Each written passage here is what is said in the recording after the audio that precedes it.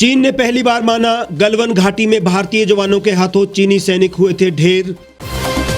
शिमला बना हिमाचल का पहला खुला शौच मुक्त ODF++ शहर, स्वच्छता के मानकों पर बेहतरीन।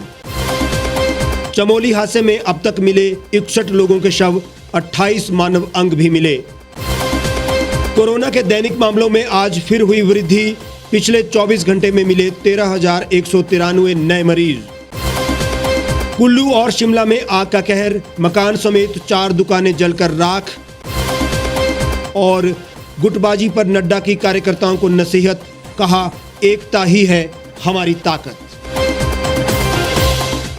नमस्कार, स्वागत है आपका the Reap Times news channel में। आपके साथ मैं हूं हेमराज चौहान। अब खबरें विस्तार से। चीन ने पहली बार माना कि बीते वर्ष जून में लद्दाख की गलवान घाटी में भारतीय सैनिकों के साथ हुई हिंसक झड़प में उसके 4 सैनिक मारे गए थे। चीन के अखबार पीपुल्स डेली के एक ट्वीट के अनुसार इसकी जानकारी मिली। चीन ने पहली बार न सिर्फ ये बात मानी है, बल्कि इन जवानों को मरणोपरांत पदक देने का भी ऐलान किया है। इस झड़प में चीन की आर्मी का एक कर्नल भी घायल हो गया था। गलवान घाटी में भारतीय जवानों के हाथों चीनी सैनिक मारे गए थे। इस बात को चीन ने पहली बार कबूला है। आपको यहां बता दें कि गलवान वैली में ये झड़प उस वक्त हुई थी जब भारतीय सैनिक अपनी सीमा से चीनी सैनिकों को वापस जाने के लिए कहने गए थे। इस दौरान चीनी सैनिकों ने कंटीले तार लगी हुई लोहे की रॉड से भारतीय सैनिकों पर हमला बोल दिया था। इस खूनी झड़प में भारतीय सैनिकों ने चीन को करारा जवाब दिया था। हालांकि इसमें भारतीय सेना के एक कर्नल समेत 20 जवान शहीद हो गए थे, लेकिन गलवान घाटी की इस घटना के बाद से ही लद्दाख की सीमा पर जबरदस्त तनाव दिखाई दिया था, जिसका पटाक्षेप 2 दिन पहले सेनाओं के वापस जाने के बाद से हुआ है। इस झड़प के बाद एक अमेरिकी रिपोर्ट में बताया गया था कि इस खूनी झड़प में चीन के करीब 30 से 40 जवान मारे गए थे। हालांकि चीन ने कभी इसका जिक्र नहीं किया था। चीन के कुछ अखबारों में ये जरूर कहा गया था कि इसमें कुछ जवान मारे गए हैं, लेकिन इनकी गिनती कभी नहीं बताई गई। अब यह ऐसा पहली बार हुआ है कि इनके बारे में चीन ने सच्चाई कबूल की है। गलवान की घटना के बाद दोनों ही तरफ से न सिर्फ सीमा पर सेना का जमवाड़ा बढ़ाया गया, बल्कि किसी भी विपरीत परिस्थितियों का जवाब देने के लिए भारत ने वहां पर तोपखाने की भी तैनाती कर दी थी। इसके अलावा भारतीय वायुसेना को हर वक्त अलर्ट पर रखा गया था। गौरतलब है कि केंद्रीय रक्षा मंत्री राजनाथ सिंह ने कहा था कि भारत अपने सैनिकों को एक तरफा सीमा से वापस नहीं बुलाएगा। 11 फरवरी को उन्होंने सदन को बताया कि चीन और भारत पेंगोंग झील के उत्तरी और दक्षिणी क्षेत्र के जवानों को हटाने पर राजी हो गए हैं। इसके बाद भारतीय सीमा के समीप तैनात टैंक भी वापस बेस कैंप लौट आए थे।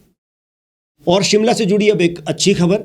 शिमला हिमाचल प्रदेश का पहला खुला शौच मुक्त ODF++ शहर बन गया है। नगर निगम शिमला का क्षेत्र स्वच्छता के मानकों पर खरा उतरा है। केंद्रीय स्वच्छता सर्वेक्षण टीम ने शिमला शहर को ODF++ का दर्जा दिया है। केंद्रीय शहरी विकास विभाग ने निरीक्षण के बाद शिमला को फिर ये दर्जा देने का प्रमाण पत्र जारी किया है। ODF++ का दर्जा नगर निगम को पहले भी मिला है, इसे इस बार भी बरकरार रखा गया है। शिमला ही प्रदेश का एकमात्र ऐसा शहर है जो कि ODF++ की श्रेणी में जगह बना पाया है। अभी MC शिमला को ODF++ का सर्टिफिकेट मिला है। जनवरी महीने में केंद्रीय शहरी विकास मंत्रालय की टीम ने शहर भर में स्वच्छता का जायजा लिया था। इस दौरान शहर भर के शौचालय में मूलभूत सुविधाओं जैसे पानी, साबुन और साफ सफाई की सही सुविधा पाई गई है। इसके अलावा टीम ने शहर में सीवरेज कनेक्टिविटी का भी निरीक्षण किया था। इसके बाद अब नगर निगम को केंद्रीय टीम ने ODF++ का प्रमाण पत्र भी जारी किया है। शिमला शहर को ODF++ की कैटेगरी में ministry of housing and urban affairs ने सर्टिफाई किया है। ऐसे में मार्च में होने वाले स्वच्छता सर्वेक्षण में इस बार नगर निगम को बड़ी उम्मीद जगी है। MC शिमला लगातार प्रयासरत है कि शिमला शहर MC लिमिट्स में जो भी एरियाज आते हैं वहाँ पे स्वच्छता सुनिश्चित हो। शिमला शहर को स्वच्छता में ODF++ घोषित करने पर नगर निगम के आयुक्त आशीष कोहली ने निगम के कर्मियों को बधाई दी है। आशीष कोहली ने कहा कि शिमला शहर में जनवरी महीने में केंद्र सरकार के शहरी विकास मंत्रालय की टीम शिमला में आई थी और शहर में शौचालयों के साथ ही सीवरेज कनेक्टिविटी को लेकर भी निरीक्षण किया था। उसी आधार पर शिमला को इस बार भी अच्छा स्थान मिला है। इससे आने वाले समय में नगर निगम को फंडिंग में भी इजाफा होगा, साथ ही स्वच्छता सर्वेक्षण में भी फायदा मिलेगा। अभी एमसी शिमला को ODF प्लस का सर्टिफिकेट मिला है। इसमें ministry of housing and urban affairs की तरफ से ये सर्वे करवाया गया था, जिसमें कैटेगरीज होती हैं। पहले तो होता है ओपन डेफिकेशन फ्री, वो शिमला शहर को 2017 में डिक्लेयर कर दिया गया था।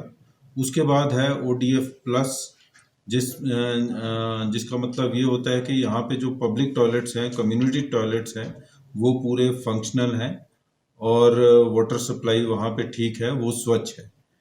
इसके साथ ODF प्लस का मतलब ये है कि ये जो toilets, public toilets, community toilets हमारे फंक्शनल हैं, उनका जो सीवरेज है वो भी प्रॉपरली ट्रीट किया जा रहा है।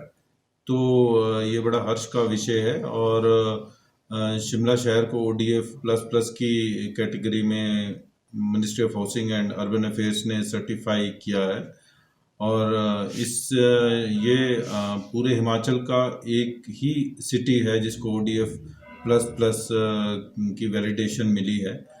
इससे एमसी शिमला को जो 15th फाइनेंस कमीशन की फंडिंग है वो भी थोड़ी इससे अधिक होगी और शहर को और लाभ होगा। तो क्या माने, जिस तरह से ऑल ओवर स्वच्छता रैंकिंग होनी है, उस पर भी इस बार इसका फायदा नगर निगम को मिलेगा और जो बेहतर जो है यानी सिटी में शामिल हो पाएगी शिमला। अवश्य इसका फ़ायदा मिलना भी चाहिए और ये हमें भी थोड़ा कंपेल करता है कि जो हमने स्टैंडर्ड्स अब बना लिए हैं उनसे हम नीचे ना आएँ और उन स्टैंडर्ड्स को बरकरार रखें और उनसे आगे जाने का ही प्रयास करें, क्योंकि ये सर्टिफिकेशन जो है ये केवल 1 वर्ष के लिए ही है और ये हर वर्ष होती है। जो सार्वजनिक शौचालय हैं उनमें जो सिविल वर्क्स है वो सारा नगर निगम ही कर रहा है और उनको रेगुलरली उसमें इम्प्रूवमेंट भी लाता रहता है। इसके साथ जो रख रखाव है वो हमने अभी सुलभ को दिया है, जिसमें कि हमारे 130 पब्लिक व कम्युनिटी टॉयलेट्स हैं, तो वो हम सुलभ की सहायता से कर रहे हैं। ई टॉयलेट नगर निगम की तरफ से 15-16 ई टॉयलेट्स जो शहर में नए लगे हैं वो इतने फंक्शनल नहीं है, तो हमने वो भी सुलभ को दिए हैं और हमने उनसे रिक्वेस्ट ये की है कि वह अपनी मैन पावर भी डिप्लॉय करें इन ई टॉयलेट्स पे, ताकि इनका रखरखाव सुचारू और अच्छे रूप से किया जा सके। शिमला शहर को खुले में शौच मुक्त 2017 में घोषित कर दिया गया था। शहर में ODF और सार्वजनिक शौचालयों की स्थिति ठीक है, सीवरेज को सही तरीके से ट्रीट किया जा रहा है, उसके लिए भी ODF प्लस मिलता है और प्रदेश का शिमला शहर ही एकमात्र ऐसा शहर है जो कि ODF प्लस की श्रेणी में शामिल हुआ है। चमोली हादसे के रेस्क्यू का आज 13वां दिन है। अब तक 61 लोगों के शव और 28 मानव अंगों को मलबे से निकाला जा चुका है। 143 लोग अभी भी लापता है। ये आपदा इतनी भयावह थी कि अब तक चमोली के कई हिस्सों में मलबा दिख रहा है। ये मलबा भी चट्टान की तरह हो गया है। इसे खोदकर NDRF और SDRF और उत्तराखंड पुलिस रेस्क्यू ऑपरेशन को अंजाम दे रही है। मलबे में दबे लोगों को खोजने के लिए NDRF और SDRF की टीमें डॉग स्क्वाड, दूरबीन, राफ्ट और अन्य उपकरणों का इस्तेमाल कर रही हैं। अधिकारियों ने बताया कि तपोवन टनल में अभी भी बड़ी संख्या में लोगों के होने की आशंका है। कीचड़ और दलदल होने के चलते रेस्क्यू ऑपरेशन में दिक्कतें आ रही हैं। लोगों के शव खराब ना हो, इसके लिए रेस्क्यू ऑपरेशन संभालकर चलाया जा रहा है।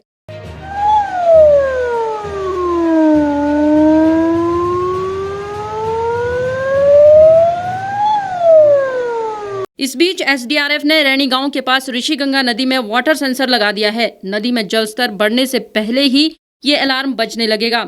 इसका अलार्म 1 किलोमीटर की दूरी तक लोग सुन सकेंगे और समय रहते सुरक्षित स्थानों पर पहुंच पाएंगे।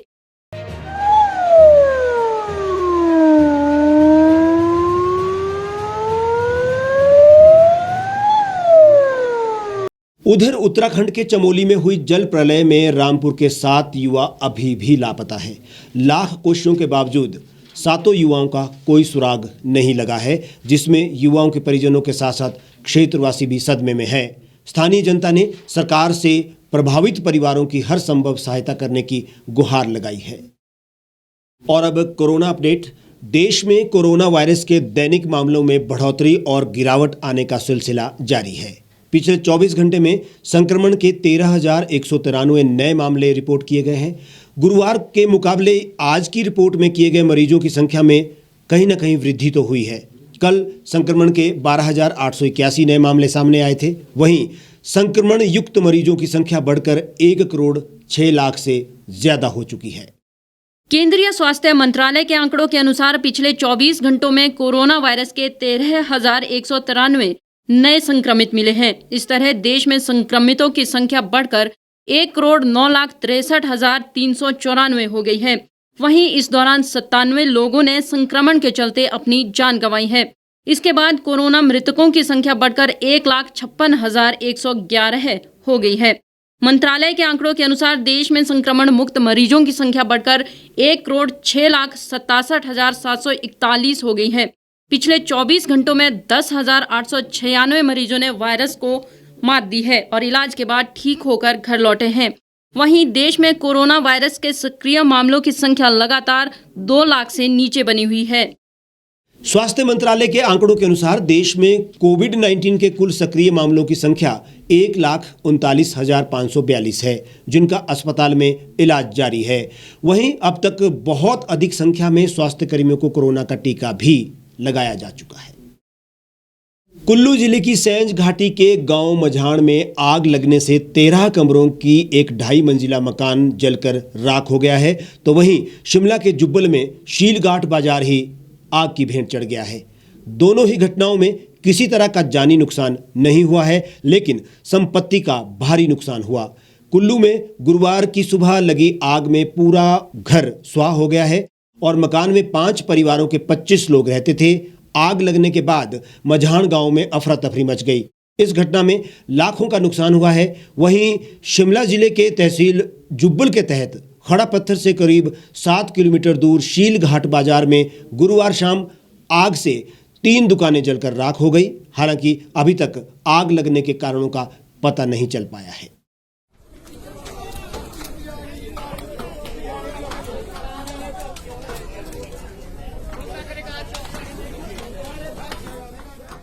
गुरुवार का दिन कुल्लू और शिमला में आगजनी की घटनाएं लेकर आया। कुल्लू में जहां एक साथ 13 कमरों का मकान आग की भेंट चढ़ गया, तो वहीं शिमला के जुब्बल में शीलघाट में 4 दुकानें जलकर राख हो गई।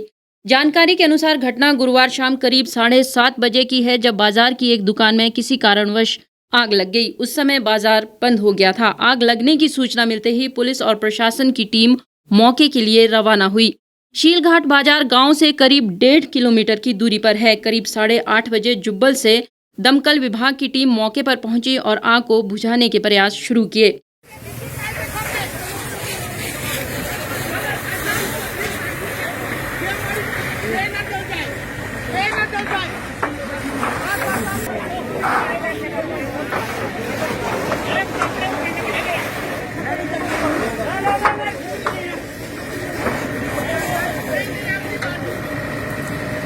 बस बस अब फायर वाले आ गए, अब कोई टेंशन नहीं।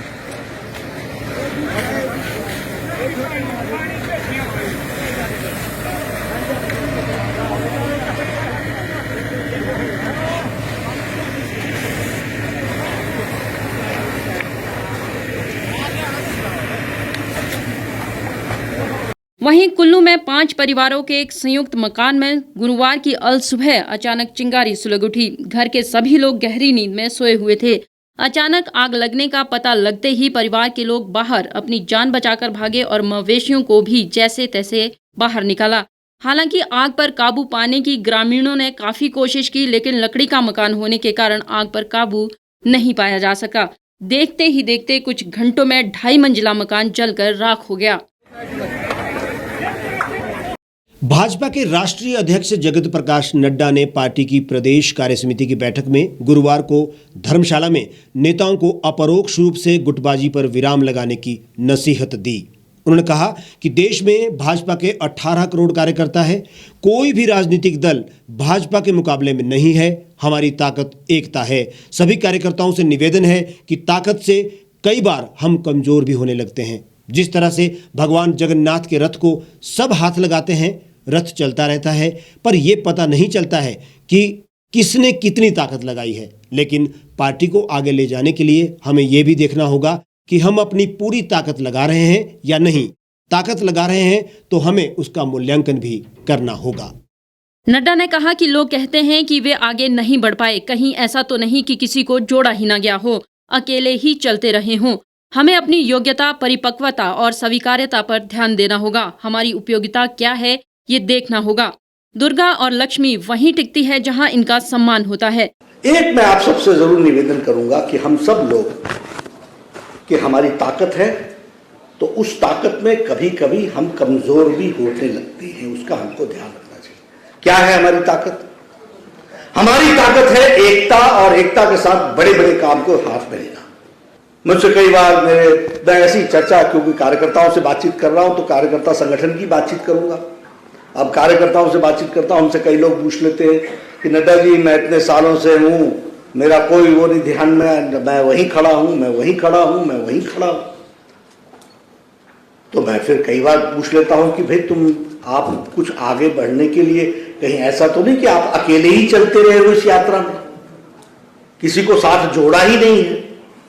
इसलिए सेल्फ असेसमेंट, सेल्फ अंडरस्टैंडिंग, ये हमको दिन प्रतिदिन अपने विकास के लिए करते रहना चाहिए।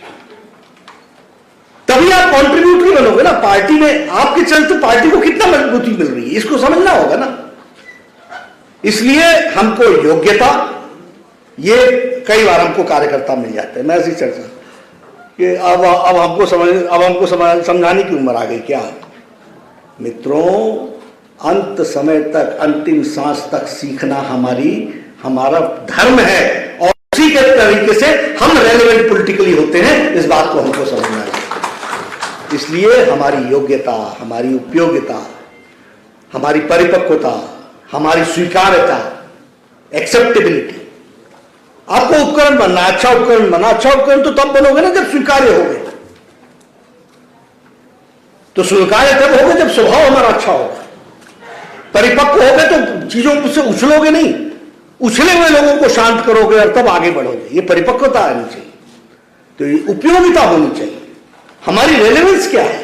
नड्डा ने कहा कि वे पहले भी कहते रहे हैं कि मतदाताओं के लिए गंभीर रहें, उनका सम्मान करें। उन्होंने विपक्षी दलों पर निशाना साधते हुए कहा कि भाजपा के अलावा देश में पीडीपी सहित सभी राजनीतिक पार्टियां एक परिवार की पार्टियां बनकर रह गई हैं। इनके राजनीतिक दलों के संसदीय बोर्डों में चाचा ताया और सिर्फ परिवार के लोग ही होते हैं, जबकि भाजपा में पार्टी ही परिवार होता है। अब अगर आप पूछो तो बाकी पार्टियां परिवार ही उनकी पार्टी हो गई। मैं कहना नहीं चाहता, मेरे से कहा गया कि हम इसका फैसला कैसे होगा, बोले हमारी पार्लियामेंट्री बोर्ड तय करेगी। मैंने कहा कौन है पार्लियामेंट्री बोर्ड? बोले मेरे चाचा। और मैंने कहा और कौन कौन है? मेरे भाई। और कौन है? मेरा ताया। ये उनकी पार्लियामेंट्री बोर्ड। आप जम्मू कश्मीर से लेकर के नीचे तक एक बार नजर दौड़ा के देखो, सारी राजनीतिक दल परिवार की पार्टियां हो गई। पीडीपी उठा लो, नेशनल कॉन्फ्रेंस उठा लो, आप बाकी पार्टियां उठा लो, हरियाणा की पार्टियां उठा लो, जिसको उठाना है, जो उठाना है उठा लो। सारी पार्टियां ऊपर से नीचे तक परिवार की पार्टियां। और हमारे यहां पार्टी ही परिवार है, इस बात को हमको समझना चाहिए। यही हमारा बड़ा प्रश्न है। ये 18 करोड़ की सदस्यता ऐसी नहीं हो गई। मैं दावे से कहता हूं कि कोई चाहे भी कि 18 करोड़ सदस्य बना ले, ताकत ही नहीं है किसी में कि कोई ताकत 18 करोड़ बना सकता है। नड्डा ने कहा कि भाजपा का विचार सांस्कृतिक राष्ट्रवाद है। मित्रों, हमारी बहुत बड़ी ताकत है, और मैं पवन राणा जी को और उनकी टीम को भी बधाई देना चाहता हूं कि हम एक मास ऑर्गेनाइजेशन, कैडर बेस्ड ऑर्गेनाइजेशन के साथ साथ है। हमारी मास फॉलोइंग भी है। दुनिया की सबसे बड़ी एक्सेप्टेड शख्सियत नरेंद्र मोदी जी भारतीय जनता पार्टी के हैं, हमारे हैं, और देश के नेता दुनिया के नेता हैं। और वहीं हम नीचे बूथ तक एक कार्डर बेस्ड तरीके से हम काम कर रहे हैं। इसलिए बूथ रचना, इसको हम, ये हमारी ताकत है। साइंटिफिक फंक्शनिंग की हमारी ताकत है, जिसको हमको संभाल करके रखना चाहिए और उसको आगे बढ़ाना चाहिए।